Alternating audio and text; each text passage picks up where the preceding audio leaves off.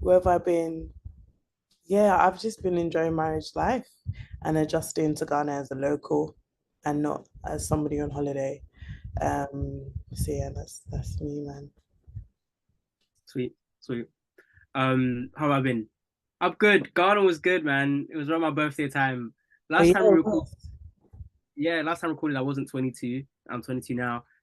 Um, Ghana was. We'll get into that later. We'll get into that later. But I'm good. I'm good. I'm going on holiday soon myself. I need another break because this work is working me. But yeah, I'm great. Cool. Mm. So my first question, just like just get like icebreaker questions. What was the last thing you ate? The last thing I ate was noodles, but it's not like no, it was potatoes. Sorry. The last thing I actually ate was potatoes that I was boiling, and I was just like, I just want to have a little bit, and it was really hot. So I was in Yeah, like, type of vibe. That's the last thing I ate. How about you? I had pancakes. Me and my friends made pancakes. I like one. Oh, Yeah. nice. That's one for the boys. Yeah. Nice. Um, but I'm finished eating though. I need to. It, I've made more food after, but get into that later. Cool. Okay, cool. Yeah. So my next question: when was the last thing you made something that ate? I don't know if that even made sense. Like, what's the last thing you made? I was like earth, like I made, I ate Oh, that eight. Sorry, Millennium that ate that slang. ate. Yeah. Oh, okay. That basically, you, what's the last thing that I made that I'm like, yeah, I made that. Yeah, yeah, yeah. Okay. It was, I made assorted fried rice, and it's not assaulted. The rice has not been like butchered, but as in assorted. So it's like a variety. So in Ghana, you when you ask for jollof rice, so I made assorted jollof rice, not fried rice. I'm so used to fried rice. When you ask for jollof rice, you don't get plain jollof, you get jollof that's mixed. So like it's going back to like not going back to, but jollof originated in I think either the Gambia or the Senegal, one of those two countries, and they actually have it mixed. So you have jollof, but it's mixed with different vegetables, and I think it has a protein on top. So most Ghanaian jollof is not just plain. You would either have like assorted meats, different varieties of meats, vegetables. So I made chicken gizzard, sausage, vegetable jollof, and it really banged. Like everybody was like, "Yo, this bangs." And I was like, "Yeah, I did that." How about you? Um, so yeah, I kind of asked the question in terms of like anything you made like creative or just uh Oh, I thought you meant yeah, yeah. I did fries. specify. It's okay. No. Okay, I mean, you can still talk about anything that you made that you just like, yeah, you're like, Oh yeah, I did a photo shoot. I like art direction photo shoot for a nice. church in my right, and just like it was like a creative night, and I did like the photography for it. How do I quickly get it up? Oh my, wait, let me get up quickly. Basically, okay, this is an example. Shout out Jimmy. So basically, I got all those photos from Pinterest.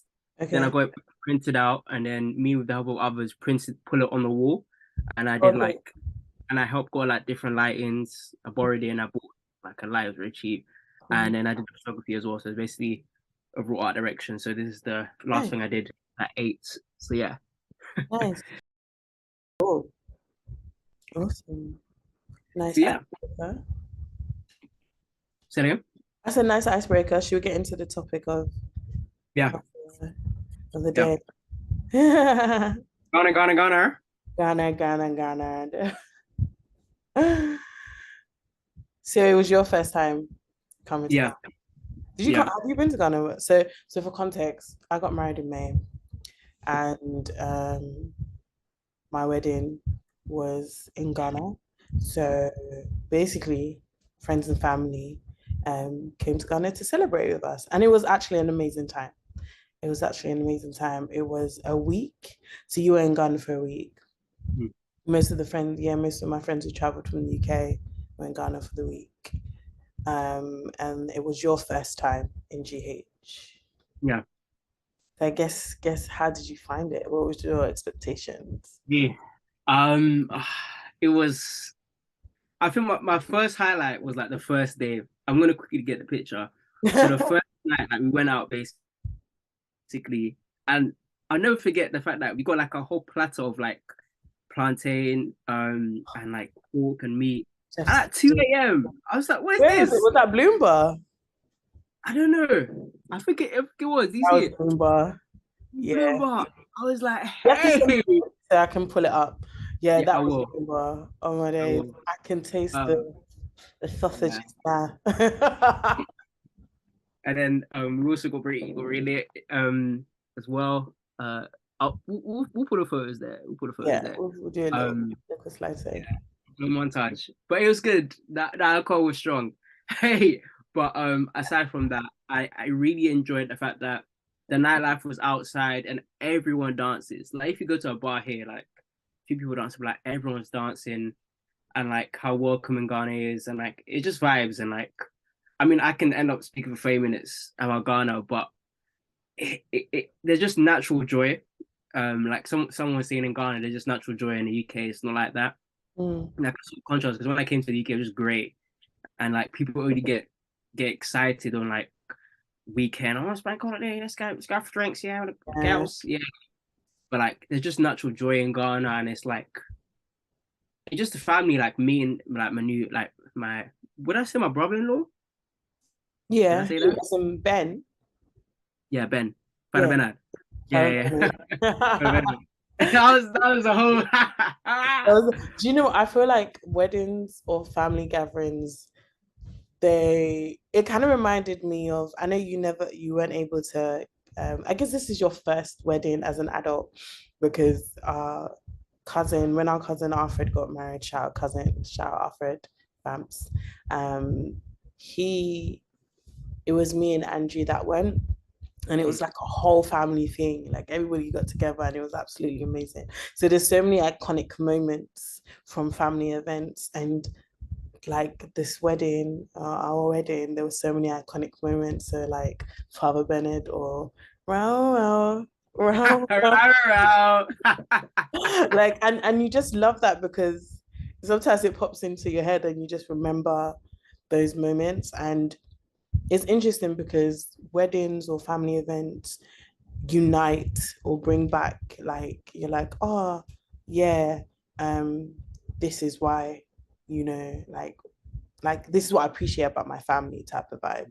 um and even though it was hard work, you look back and if you're somebody that you work every day or life is just busy and you're just like in your own space, and sometimes you can feel a bit anxious about meeting and gathering your family because again, family is not easy. When you do put away, your anxiety and take the step to, meet with your family or gather, like it at times can be very, very beneficial. And I felt like that was it with the wedding. Like everybody would love to go back to that day and in that Yeah. moment. And it just makes you like, yeah, do you know what? That was really nice. I may not want to see everybody again, but that was really that was really nice. Yeah. So again, I guess everybody needs somebody, right? Mm. Everyone needs somebody. Yeah. But yeah, back to like you, like your experience and everything. Mm. That I'll leave it there. I can speak for 10 minutes, but it was very humbling experience to see like a different side of life. Growing up in the UK, being in Europe, or well, not even in Europe, but like being in like the Western society and just the way like as you see poverty, but like in Ghana, like you see poverty, like people Mm. doing all kinds of things to get money and like it's hard even like prostitution and stuff and like street sellers and it's like it grounds you a lot. It grounded me a lot, bruh. Like my parents have come a long way. Yeah, I understand why my parents have come here, but also understand why people go back to Ghana and Africa as well. Yeah, Yeah, there's both sides. There's like raw, like there's not the, like I know poverty is sometimes can be seen as a negative word. Like there's the hardship, but then there's also the enjoyment. if that makes sense. So Yeah. like yeah, like even me being here, I'm grateful. I'm in a privileged position because I am able to utilize, I'm able to see life different, and I have a different set of skill sets and background that enables me to be sometimes in a privileged position. Mm. Um, and you take for granted, like I take for granted the fact that I can travel wherever I Yeah. want freely. So even me living here as a local has humbled me, and is humbling me. So yeah, it's definitely like, yeah, God, thank you. And also like shout out to our parents for making that leap because it's not easy. It's definitely not easy. Which is some of the things that I try and tell people the realities of Ghana is not, and people know this, the realities of Ghana is not based on like the seasonal days, like seasonal times, Easter and December. Like it's not perfection, it's not heaven, it's not meant to be, but definitely sometimes gives a foretaste of Mm. it. But you also have to be wise with how you like do life or holiday in Ghana. Like, come and finish all your money, bro. You still need to go back to work type of vibe. Um, and just take it as an opportunity to explore yourself and to explore God and what God has in a different country. Like you see his glory and how other people who may not look like you or who are like you but are different because of their upbringing see God or see life, being open-minded with that because there's so much more to life than where you've grown up or you grew Mm. up, sorry. So yeah, but yeah, sorry, back to what you're saying. It's okay. That was perfect. That was good. Um, yeah. Hey, I even lost myself. Next question. You can ask. We both asked the question like expectations. How did it turn out? Outtakes. Um, how did you? What new thing did you learn about siblinghood? Um, We're gonna Not every sibling's gonna be there for you, and that's okay. Um, but for those that are there for you, they will definitely be there for you.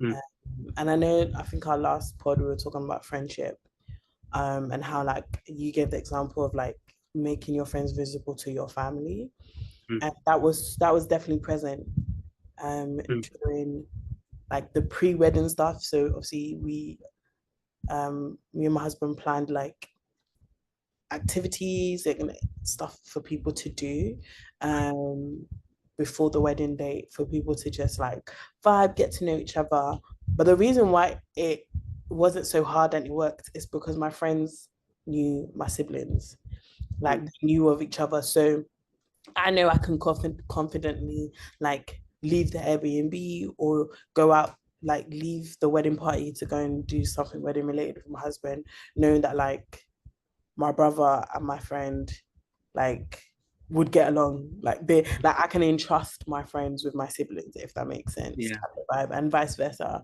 So and people just felt free.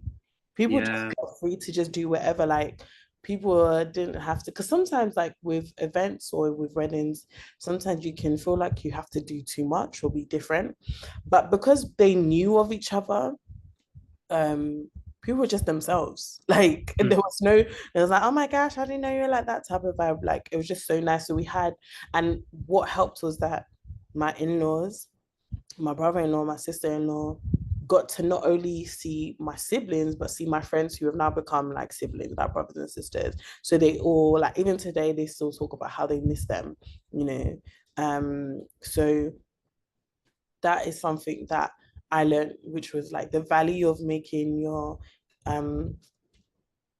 friends visible to your family members, to your siblings, means that like you don't have to work hard. Because sometimes, for example, you can have friends sometimes, and some people and certain times in our life we have friends from different places, and that's not always bad in itself. Like sometimes it's good.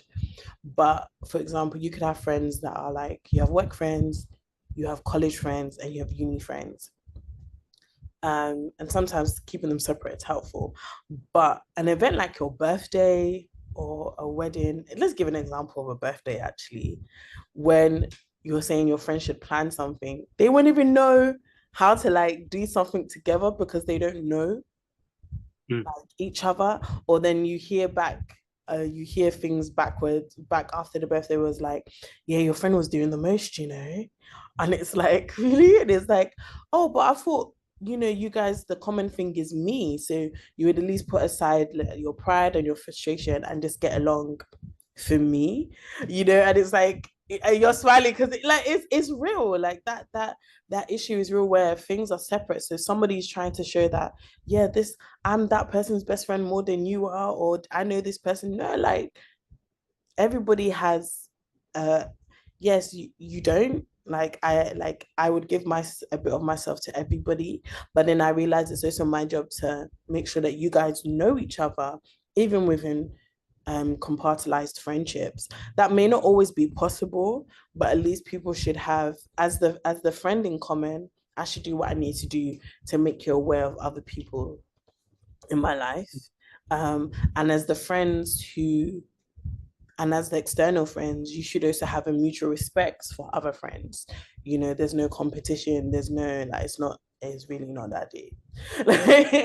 But that's just my perspective anyway. I know I tailgated from siblinghood to friendship, but yeah.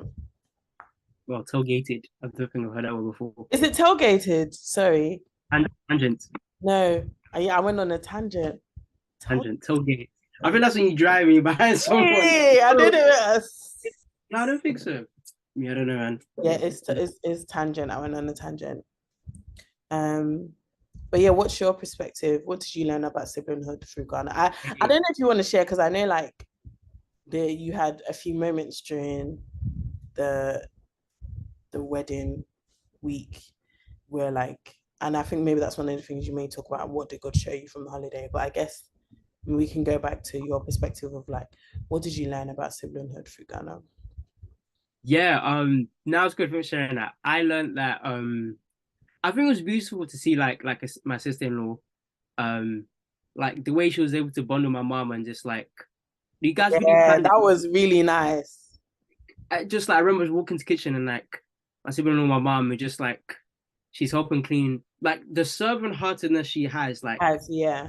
she did more than what my mom asked. I don't think my mom even asked like first thing in the morning I see her cleaning and like Yeah. stupid and I hear me trying to help but I messed up and I'm like hey don't and it's like wow Yeah. yeah that was really good to hear like just seeing like the servant heartedness and like even though we just met them a few days like we're just like we're all like this Yeah. and yeah, it was really beautiful to see it and like spending time with my own siblings, like spending time with my brother and Paulina as well. And Paulina's friends was really good as well. That helped me realize that one, visibility is good, and like trying to find ways to like yeah, like include it together and like in the day I get married, like okay, how can I plan to bring visibility together? And it's Mm. like how do I do that with like obviously everyone there was mainly Ghanaian and one from Zim. And Yeah. There was only yeah, one of my friends that was from Zim, but everybody yeah, thought he was Ghanaian. yeah, Shout out Roper. yeah. Rubber rubber. And Row, I was row, row, row. Sorry, because Really- basically our friend Spencer, there's this song called DJ Tassamur and he goes row, row, row, row. You probably would have heard it last year or earlier this year from TikTok. And obviously when you say roper, it sounds like row, row, and yeah, said it and it just stuck. So it was context. yeah, blue. Yeah. Ready white. What Sorry, did you say? no, I know it. Ready white. Ready White? No. Hey! Oh, I don't know if we're gonna tell that story. Nah, we can't because if she watches this, yeah. So No, you know music. Ah, ready white. Okay, okay, we're that's gonna all. have to say it. Should I Okay, I'll say. say it? You say good. Say good. Yeah. Okay, so basically, there was a day where all the guys needed to get their hair done, sorry. And so after the boys got their hair done, we all decided, us girls went to meet up with them, and then we decided to go to the equivalent of whatever spoons in the UK. It's called Starbites, but it's a bit much better, I guess. It's like a cross between Nando's and Witherspoons, and well, actually, maybe a bit better. And so we were sitting there, we're like, we're gonna get something, we're gonna get small chops because that day we were gonna eat somewhere properly. I can't remember. So we're sitting there and we're waiting for another cousin who's gonna come and join us to go and get the boys kaftan, so wedding errands. We're sitting there chilling, vibes. They're playing music in the restaurant. So in Ghana restaurants, like yeah, they play Afrobeats or whatever. So they're playing music. And then all of a sudden, I was talking, all of a sudden, and a track comes on, and everybody was like, what? Like the track was so dead, like the voice was horrible. It was Horrible, horrible. horrible, Horrible. And, horrible. And and all yo, of us, and yo, all of and us, yo, these are horrible. all of us were like we were silent and we were just all, at the same time, we all just like, what is this? In the seconds after of us saying with our faces, and probably I was vocal saying that it was horrible, there's a lady that was sitting two tables across and says, what did she say? She said, "Oh, do you like this song?" She's like, "Oh," Like this song. she And was like, we wanted to be like, no. "No." But I think Spencer did say no.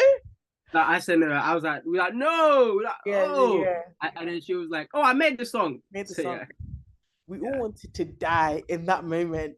So not knowing, the lady came in and basically asked the Starbites person who was controlling the music to play all her songs. She played us about 3 or 4 of her songs, and they got worse by each moment, each track. And it's crazy because I was not having it. I was like, no, someone needs to tell her that this song is wasting my eardrums.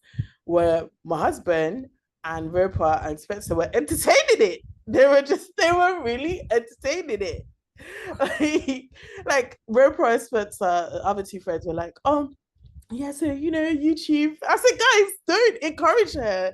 Anyway, so after that, I can't remember what happened, but that basically is one of those funny moments that just stuck with us from the wedding. So her name is You already said her name. her name is Benny White. Yeah, everybody likes. I don't mean to disrespect you or your music in any way, but it's just not my taste, basically. But yeah, anyway, I don't know if we're gonna add this part to the video edits afterwards, but we'll see. Hey. Back to what you were saying. Jesus is Lord. Yeah, that was a good moment. I Mm, can't remember. That completely derailed my whole train of thought. Um, sorry. yeah, I think the other thing I learned about Ghana is that I feel like I should have went there longer to really experience it. And I think Yeah. one advice I'm saying to myself is like, because I came straight from work and I Mm, think I finished work and I went straight to the holiday. There was time in between. I don't think I took enough time to myself. So when I went straight into it, it was like full on. And wedding. it's like, yeah, and it was good. But in those moments where like I had to take moments to myself and then we can reanalyze where I am and like come back to the dynamics and stuff and like the shift of dynamics from with my friends with the like the whole tribe. It was good. It was an interesting shift. It was like a shift into a different gear. But I had to get used to like being in a wedding day and like some aunties getting like being moving a bit mad because I didn't say hello or like I had to say and like Yeah, the whole cultural. I guess yeah, it's not cultural shock, but like when you're in Ghana, parents don't realize that not all of us from the West understand the cultural idioms. Is that the right term? I'm using big English yeah, in yeah. a way, but cultural kind of things to know. And so they expect you to know that you're supposed to like greet and not just say hello, you're supposed to do it in a Ghanaian way. Bearing in mind, these are the same aunties that when you're in the UK, they're okay for you to be like, auntie, I'm fine.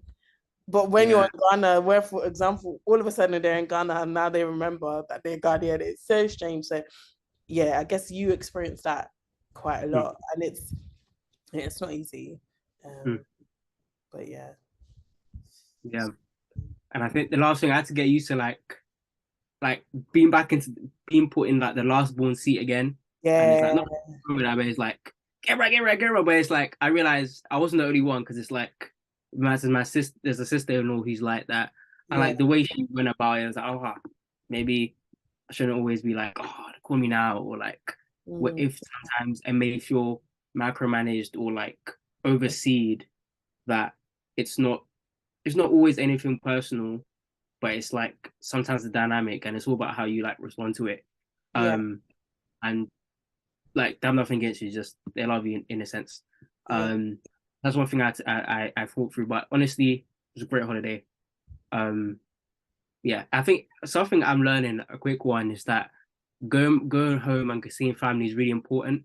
Because as I'm working, like I work in Brighton and I live with my friends. I think you can get so easy to lose sense of like who you are, not Mm. lose sense of who you are, but like where you came from. Where you came from.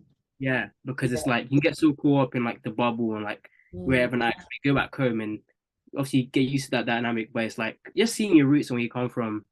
Because something I realized, like sometimes your own like this the voice inside you, like your own naysaying voice or the enemy, will just come for your confidence and who you are when things get tricky or like life is just full on. And Mm. having that break is always needed. That's why I think Ghana was like perfect. Yeah. Like really seeing my roots, like that of my ancestors. Ancestors. Yeah. Not the Um, ancestors. oh, that was good. Yeah. But yeah, yeah. No, I hear you. Um, it was a great time, but there was also challenging moments. Again, the family events can bring people together, sometimes restore, sometimes remind you of how beautiful family can be. It's also when you've been away from your family for a while, you come back and sometimes the energies and the pressure can bring out behaviors that you're like, this is why I left. So it's like it's such a great period, a great time to beforehand prepare mentally and spiritually for God to give you the grace for people and for people to have grace for you. Um, and for you to not allow certain challenges to speak for the rest of your life, if that makes Mm. sense. So yeah. So yeah, that is I guess that's like a snippet of the Ghana Diaries. Uh, Yeah, yeah. Yeah, that sounded good. That should be the title, Ghana Diaries. Ghana Diaries. Um yeah, it was good. It was good. Um so yeah, thank you guys for like taking the time to watch this. We know we've been away, but we've been away because sis got married, bro came back from GH and went into work mode. Um, and God willing, we'll be able to put another one out in the next week Mhm. or two or so. So if there's any topics that you guys would like us to talk about concerning siblinghood, faith, and all of that, let us know. Put it down in the comments. But yeah, thank you so much for making it this far. And I just pray that you guys have an amazing rest of your week.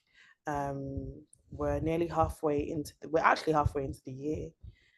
And I know at this time, people can start to think about the end of the year and what they haven't done and all of that type of stuff. But I just feel to like encourage people to just focus, have a half glass, the glass is half full perspective, Mhm. um, and also lead with gratitude because it's 6 months in, nearly seven, and God has kept you thus far, and God is keeping you. And it's more about what you're learning and what God is doing in your life and in your mind and in your heart, rather than what you're attaining and rather than what you're trying to achieve. Like they are additional stuff, that there are additional blessings. So yeah, just continue to if you don't know Jesus, please find him. Not find him. Please go and go and seek him out. He's ready to know you. Like he's ready to love you. And if you do know God, you do know Jesus, and you've fallen off a bit, like he's faithful and just to love you and to call you back to him, like him back to faithful and just to call you back to himself. Wow, English. You Um, said it right. yeah. So cool. All right. Thank you guys. Enjoy the rest of your weekday, whatever day you're watching this. We're signing out. Bye. row, row, row, row.